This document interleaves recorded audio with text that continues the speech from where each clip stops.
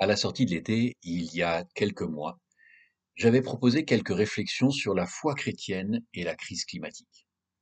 En regardant quelques textes de l'Ancien Testament et du Nouveau Testament, nous avions vu ce que la foi chrétienne nous apprend sur la catastrophe climatique. En particulier, nous avions vu que notre foi seule, la foi chrétienne seule, permet de comprendre ce qui se passe dans la dégradation du monde vivant, dans les dérèglements dangereux du climat, de notre environnement. S'il est bon, important de savoir ce que notre foi dit à propos de l'état du monde, il est aussi nécessaire de se poser la question de savoir ce que notre foi dit sur la vie que nous devons mener en tant que croyantes ou en tant que croyants. Et c'est la question qu'on va considérer dans les minutes à venir. Comment les disciples de Jésus doivent-ils vivre dans un contexte de catastrophe climatique? Alors je vous propose de poursuivre ces réflexions en regardant 3 textes du Nouveau Testament. Nous verrons successivement que Romains 8 nous parle d'une souffrance universelle, une souffrance de toute la création.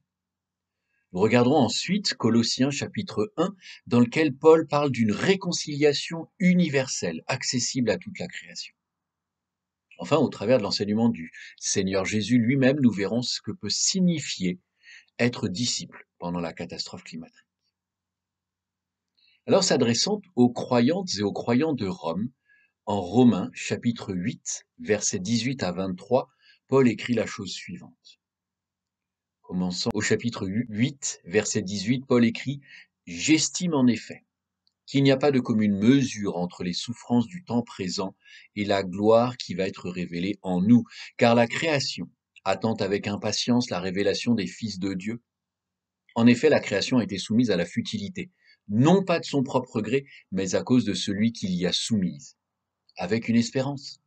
Cette même création sera libérée de l'esclavage du périssable pour avoir part à la liberté glorieuse des enfants de Dieu. Or, nous savons que, jusqu'à ce jour, la création tout entière soupire et souffre les douleurs de l'accouchement. Bien plus nous aussi, qui avons les prémices de l'esprit, nous aussi nous soupirons en nous-mêmes en attendant l'adoption filiale, la rédemption de notre corps. Dans une lettre qui est parfois considérée comme le sommet de la théologie du salut, il est remarquable que Paul introduise la mention de la nature. Il est remarquable que Paul parle du monde naturel, de la création. Et que dit-il? La création a été soumise à la futilité, ce que d'autres rendent aussi par l'inconsistance, ou réduite à une condition bien dérisoire. Paul dit que cette nature est esclave du périssable, que tout entière elle soupire, elle souffre les douleurs de l'accouchement. Alors tout d'abord, Paul parle bien du monde vivant. Il parle de la création, toute la création, le monde animal, le monde végétal. Et c'est cet ensemble qui souffre. Ensuite, s'appuyant sur le récit biblique, Paul rappelle qu'il y a un événement qui a changé le mode de fonctionnement du monde. Paul dit bien, la création a été soumise à la futilité. On imagine sans difficulté que Paul a en tête ce que Dieu a dit en Genèse 3. Le monde naturel, et en particulier le monde végétal, qui avait été créé pour soutenir, pour alimenter le monde animal, par l'effet du péché, il est devenu un obstacle, une source de frustration, au lieu d'être une source de bénédiction. Et c'est là la futilité. Le monde naturel, la création, ne remplit plus la tâche que Dieu lui a assignée, ou en tout cas la remplit très incomplètement. Et enfin, Paul nous dit que cette souffrance du monde naturel, elle est active, présente dans le monde contemporain. Paul écrit « La création tout entière soupire, souffre les douleurs de l'accouchement ». Paul ajoute que ce monde naturel, les animaux, les végétaux, souffrent toujours, en ce moment, des conséquences de la révolte des êtres humains. Le verset 20, Romains chapitre 8, ne fait pas qu'un constat, mais donne aussi une explication. La création a été soumise à l'inconsistance, non de son propre gré, mais à cause de celui qui l'y a soumise. C'est la révolte des hommes et des femmes contre Dieu qui a entraîné cette souffrance. Ainsi, la catastrophe environnementale dans laquelle se trouve l'humanité, c'est pas un défi à accomplir, une tâche immense qui se dresserait sur la route vers le progrès. La crise environnementale, la crise climatique sont avant toute chose la conséquence du péché de l'humanité. Et toutes et tous, nous avons une responsabilité personnelle, une responsabilité individuelle. Le monde vivant souffre parce que nous ne vivons pas selon la volonté de Dieu. Le monde vivant souffre parce que nous n'accomplissons pas le mandat que Dieu nous a confié. Le monde vivant souffre parce que nous n'exerçons pas notre responsabilité de gérer le monde pour la gloire de Dieu.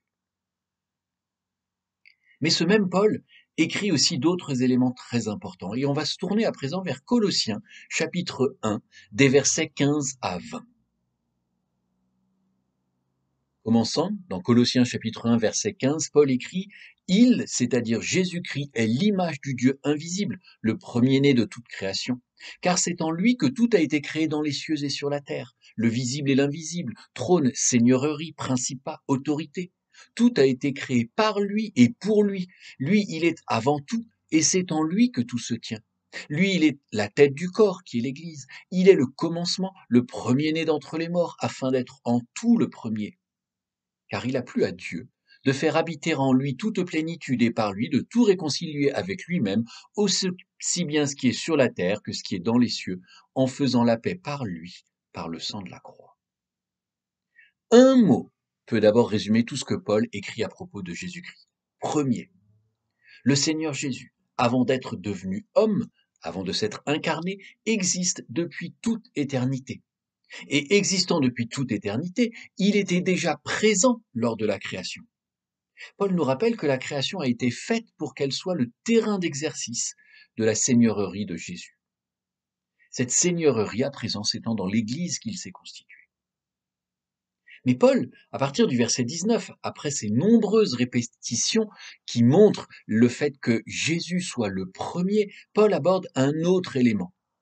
Dieu a voulu, par Christ, tout réconcilier avec lui-même, aussi bien ce qui est sur la terre que ce qui est dans le ciel, en faisant la paix, à travers lui par son sang versé sur la croix. Si le Seigneur Jésus a été celui qui était présent dès la création, le Seigneur Jésus est celui qui permet la réconciliation avec Dieu. Et un second petit mot est important, c'est le mot tout. Paul écrit toute création, tout a été créé dans les cieux et sur la terre, tout a été créé, il est avant tout, c'est en lui que tout se tient. Paul parle ici de la relation qui existe entre Christ et la création. Et dans cette création, Paul inclut toute chose, tout être. Alors évidemment, lorsqu'on lit ces versets ou lorsque l'on entend ces versets, nous pensons d'abord à l'ensemble de l'humanité, sans barrière d'âge, sans barrière d'origine. Mais Paul demande ici de considérer tout ce qui se trouve sur la terre, tout ce qui se trouve dans les mers, tout ce qui se trouve dans les airs. C'est de l'ensemble du vivant dont Dieu parle. Et donc Colossiens 1 fait bien écho à Romains 8. En Romains 8, nous avons lu que la création attend avec impatience la révélation des fils de Dieu. Elle a été soumise à la futilité. Mais Romains 8 parle aussi d'une espérance. Et dans ce que nous considérons à présent Colossiens 1 parle d'une certitude. Jésus peut tout réconcilier avec lui-même, aussi bien ce qui est sur la terre que ce qui est dans les cieux, en faisant la paix par lui, par le sang de la croix. La croix de Jésus-Christ est ce qui permet notre salut. À la croix, Jésus-Christ s'est chargé de la totalité de nos péchés. Il subit la condamnation que nous devions avoir. Il subit le châtiment que nous méritions. Et il satisfait alors complètement la justice de Dieu. À la croix aussi, le sang de Jésus permet de restaurer, rend possible la restauration de tout ce qui ne va pas dans le monde vivant et entre le monde vivant et nous. Enfin, à un niveau plus individuel, à la croix, nous sommes rachetés, nous sommes équipés pour prendre part à l'œuvre de régénération. Paul nous donne donc l'arrière-plan, le fait que Jésus règne sur l'univers entier, sur tout élément de la création, le fait que son œuvre à la croix permet une régénération totale et universelle. Mais comment être disciple? Eh bien, je vous propose de nous rendre dans Matthieu chapitre 5 et de considérer les versets 13 à 16, où le Seigneur Jésus s'exprime lui-même à ses disciples. Matthieu chapitre 5 à partir du verset 13. Jésus dit « C'est vous qui êtes le sel de la terre. Mais si le sel devient fade, avec quoi le salera-t-on? Il n'est plus bon qu'à être jeté dehors et foulé aux pieds par les gens. C'est vous qui êtes la lumière du monde. Une ville située sur une montagne ne peut être cachée. On n'allume pas une lampe pour la mettre sous le boisseau. On la met sur le porte-lampe et elle brille pour tous ceux qui sont dans la maison. Que votre lumière brille ainsi devant les gens, afin qu'ils voient vos belles œuvres et glorifient votre Père qui est dans les cieux. » Jésus dit d'abord à ses disciples, et dit d'abord de ses disciples, « C'est vous qui êtes le sel de la terre. » En nous qualifiant de sel de la terre, Jésus dit que les disciples, ses disciples, ont une importance, un rôle à jouer. Et ça n'est pas d'une possibilité, d'une option qu'il nous donnerait. Jésus ne dit pas ce serait bien que vous soyez le sel de la terre. Jésus annonce un état de fait. C'est une déclaration sur notre identité. Notre identité d'être disciple, c'est d'être le sel de la terre. C'est aussi d'être la lumière du monde. Jésus, s'adressant à ses disciples, dit « C'est vous qui êtes la lumière du monde ». C'est intéressant d'ailleurs que cette déclaration soit faite par le Seigneur Jésus. Parce qu'on dit maintenant que la luminosité que l'on peut voir dans l'espace est un peu un signe du développement économique. Plus le développement économique d'une région est important, plus il y a de lumière visible depuis l'espace. Mais là, Jésus nous dit que le monde entier est dans les ténèbres et que dans ces ténèbres, les croyantes et les croyants, ses disciples, sont des lumières. Le Seigneur Jésus, par ces deux comparaisons, veut souligner une chose essentielle. Nous ne sommes pas, nous disciples de Christ, comme toutes les autres personnes. Nous sommes différents, cela doit se sentir, cela doit se voir. Nous ne sommes pas dans les ténèbres, nous sommes des lumières. Notre présence, nos actions, nos modes de pensée, nos modes de vie doivent se voir, doivent attirer l'attention. D'autres versets du Nouveau Testament soulignent ce lien entre notre identité de lumière et notre mode de vie.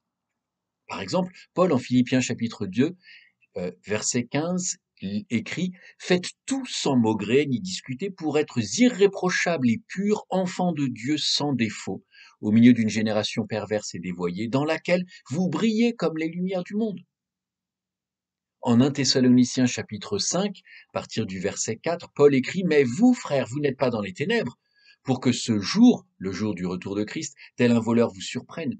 Vous êtes tous fils de la lumière et fils du jour. Ainsi donc, un peu plus loin, ne dormons pas comme les autres, mais veillons, soyons sobres. » Lorsque nos modes de vie, en tant que disciples de Christ, sont identiques à celles et ceux de ceux qui ne sont pas croyants, nous ne sommes plus des lumières.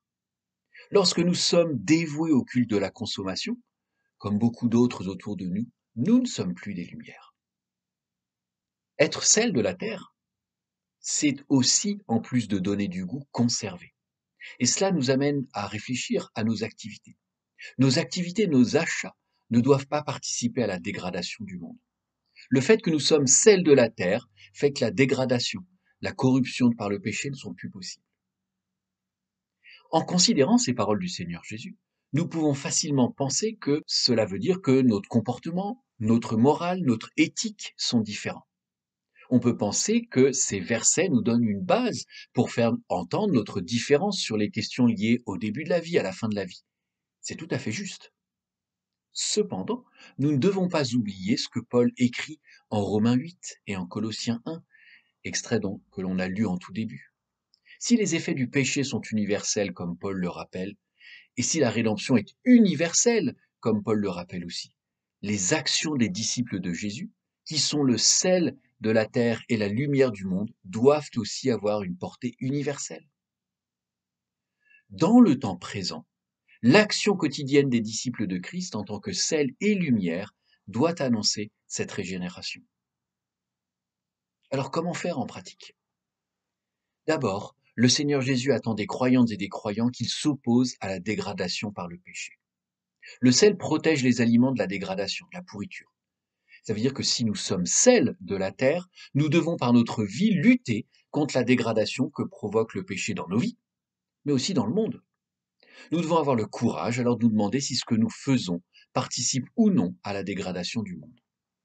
Nous devons nous interroger sur notre consommation de ressources, eau, énergie. Demandons-nous devant Dieu si notre consommation de ressources est conforme à sa volonté, ou si elle est excessive, prédatrice. Nous devons nous interroger sur notre consommation d'objets. Demandons-nous devant Dieu si nos achats d'objets sont conformes à sa volonté, ou alors si nous accumulons pour ne pas sembler en retard du dernier gadget. Il y a quelques décennies, des pasteurs se demandaient s'il était raisonnable qu'une croyante ou un croyant achète une télévision couleur. Cette question paraît ridicule maintenant. Mais justement, notre réaction, le fait de penser que de telles considérations puissent être ridicules, n'est-il pas la preuve que nous ne sommes plus le sel de la terre? Et dans ce cas, méditons les paroles du Seigneur Jésus à ses disciples. Si le sel devient fade, avec quoi le salera-t-on? Il n'est plus bon qu'à être jeté dehors, foulé aux pieds par les gens. Nous devons aussi nous interroger sur les conditions dans lesquelles nous consommons. Si nos achats et plus généralement notre mode de vie encouragent l'exploitation d'autres êtres humains, alors très clairement nous ne sommes plus le sel de la terre. Nous contribuons à la pourriture. Mais le sel n'est pas qu'un agent de conservation, c'est aussi un agent qui donne du goût. Et le Seigneur Jésus attend des croyantes et des croyants qui vivent une vie différente. Et le Nouveau Testament ne fait pas que donner des explications sur le sens de la foi chrétienne. Il parle aussi de comment la vivre en pratique. Et un verset a attiré mon attention, qui parle en termes très généraux, très globaux, mais qui invite à la réflexion. Paul, s'adressant aux Éphésiens, en Éphésiens chapitre 5, verset 15, dit « Veillez donc avec soin à la façon dont vous vous comportez, que ce ne soit pas comme des fous, mais comme des sages. » Nous devons veiller avec soin à notre conduite, à notre mode de vie. Nous devons devenir sages et réfléchir à notre conduite, à notre mode de vie. En tant que lumière, le Seigneur Jésus s'attend aussi que les croyantes et les croyants, ses disciples, s'opposent aux ténèbres. Dans ce que le Seigneur Jésus enseigne à ses disciples et dans ce que l'on a lu aussi de Paul, la lumière, c'est ce qui combat les ténèbres. Et en tant que disciples du Sauveur du monde, en tant que disciples du Seigneur du monde, nous devons lutter contre le cynisme et contre le mensonge. Être lumière dans le monde, c'est s'opposer au cynisme qui veut annihiler toute tentative d'action pour la régénération du monde. La moindre action maintenant, et surtout les actions en faveur de la protection des plus vulnérables ou les actions en faveur de l'environnement, est rapidement jugée inutile, car trop petite.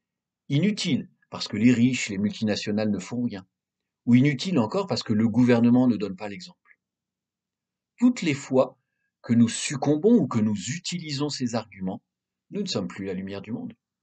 Nous n'agissons plus conformément à notre identité. Être lumière dans le monde, c'est aussi s'opposer aux ténèbres et s'opposer aux mensonges qui sont propagés. La parole de Dieu dit clairement que le diable est le père du mensonge. Notre époque a non seulement oublié cette vérité, mais fait tout pour faciliter la diffusion des mensonges. En tant que disciples de Christ, en tant que croyantes, en tant que croyants, nous avons un commandement de dénoncer les mensonges. Et il n'y a pas de limite. Cela inclut dénoncer les mensonges qui voudraient limiter, voire même annuler notre responsabilité dans les dommages à l'environnement. Le Seigneur Jésus enseigne, on n'allume pas une lampe pour la mettre sous le boisseau, mais on la met sur le porte-lampe, et elle brille pour tous ceux qui sont dans la maison. Il est terrible de penser que parfois, nous disciples de Christ, nous mettons la lampe sous le boisseau, que parfois nous éteignons la lumière et que nous diffusons des mensonges. Enfin, Jésus attend des croyantes et des croyants qu'ils affirment la vérité de l'Évangile. La lumière, c'est ce qui combat les ténèbres et l'obscurité. En tant que croyante ou en tant que croyant, en tant que disciple du Christ, nous devons dire que le péché, la révolte de tous les humains contre Dieu a des effets sur le monde entier. Être disciple de Christ dans la catastrophe climatique, c'est oser affirmer que nous connaissons les causes de la catastrophe. Et être disciple de Christ, c'est aussi affirmer une seconde vérité, tout aussi importante. Nous devons affirmer la bonne nouvelle de l'Évangile. Être disciple de Christ dans ce temps de catastrophe climatique, c'est oser affirmer que la solution est là. Jésus-Christ, Fils de Dieu, Seigneur du monde et aussi le réconciliateur du monde, comme Paul le dit en Colossiens 1. Et il peut commencer maintenant en nous et commencer avec nous la régénération du monde. Alors parce que nous sommes sel et lumière du monde, nous affirmons que le péché est la cause de la catastrophe climatique. Parce que nous sommes sel et lumière du monde, nous affirmons aussi que la réconciliation avec Dieu par la foi en Jésus-Christ est le seul moyen de sauver le monde entier. Lorsque Paul s'adresse aux Romains et aux Colossiens, dans les textes de Romains 8 et Colossiens 1 que l'on a lu tout à l'heure, Paul a chevillé au corps l'évangile, la bonne nouvelle de Jésus-Christ. Cette bonne nouvelle, c'est que Jésus est ressuscité des morts. Il a triomphé sur le péché et sur la mort. Cette bonne nouvelle, c'est qu'au moment de sa résurrection, Dieu commence une œuvre de régénération dans le monde et une œuvre de régénération qui touche les êtres humains, qui touche aussi le monde vivant. Cette œuvre est certes encore incomplète, mais elle est commencée et nous sommes sûrs qu'elle s'achèvera. Cette bonne nouvelle de Christ, c'est qu'en acceptant par la foi ce qu'il a fait pour nous, nous devenons le sel et lumière dans le monde. Et cette bonne nouvelle enfin, c'est que dès à présent, régénérés et équipés du Saint-Esprit, nous travaillons à l'œuvre de régénération dans le monde. La réconciliation avec Dieu, c'est une grâce qu'il accorde. Et de la même manière, la régénération du monde vivant, c'est une grâce et une action que Dieu a commencée. Nous en avons la garantie de son achèvement par la résurrection de Jésus. Mais dans le temps présent, dès cette année 2023, vivons, réfléchissons, agissons pour régénérer le monde.